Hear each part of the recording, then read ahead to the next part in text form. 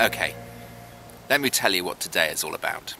It's something that's making me sad and angry and confused, all at the same time. Well, I'm not really confused because I grew up in this country and I know what we think we mean by church. But let me put it like this. Imagine that Jesus turns up and has a look at what we do in church. What would he think? What would he think? Could he see a connection between what he initially started 2,000 years ago and what we do in church? In fact, of course, what we Christians believe is that he does turn up in church. What does he think about what happens there? What does he think? Imagine someone comes to you and says, "Pineapple chunks, would you like a tin of pineapple chunks?" And your mouth begins to water and saliva and you're feeling fantastic about these pineapple chunks and you say, "Yes, please." And immediately they turn around and say, "Here are your pineapple chunks." Would you be slightly disappointed? Well, then imagine what happens after that is that when you open the tin, inside you get something like that, chopped spinach. Something in your brain is going to go completely bonkers. Now for me, that's very similar to saying something like this. Imagine someone says to you, "How about tasting some Christianity?"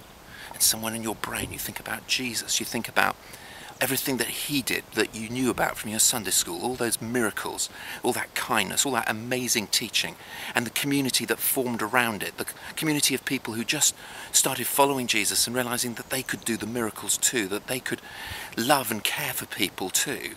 And you think, "Yes, I'll have some of that Christianity." And then something happens. They pick you up and they take you, and you are taken to one of these. Now instantly you're thinking to yourself, what's that got to do with that chap in Palestine? What's that got to do with the guy who's died on the cross, rose from the dead, and said that he'd put his life in you, and life that was full? What's that got to do with it? But you think, oh well, I'm British, maybe that is what it's about, so you kind of wander in, and inside you find chopped spinach.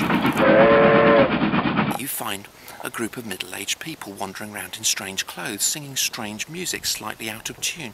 I've been here, I know. I've been to other places, maybe slightly more modern, and then instead of chopped spinach, you get a tin of iron filings. What you wanted was pineapple chunks. What you wanted was the fresh, juicy, graceful relationship with God and relationship with other people. You thought you'd find Jesus, the person who was in the New Testament, the person who did the miracles, and they take you to a building that looks like that. You think, this can't be. Well, of course you were brought up British, so you think, well, yeah, that is a church. But a bit in your brain goes, what's that got to do with Jesus? There's got to be something wrong with what we're doing when we call it church, because when people see church on the tin, they're expecting Jesus and Christianity on the inside. What we're giving them is something completely different, and I'm upset about it, and I'm really apologetic to those who come looking.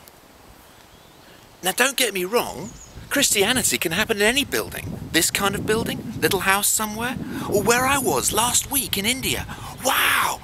200 plus people who'd come out of the slum. Just a sense of the electric presence of God, of miracles and extraordinary things. Of course it could happen in there. It's just, why does it have to happen in there? And why do we think that's the packaging that's necessary? Please, tell me, have you been one of those people who's gone off thinking that you might find God, gone off into one of these buildings, gone off maybe into a modern version of this, and hoped that you'd find him? Desperate that day, desperate for a touch of God, and then you found people behaving the most extraordinary way.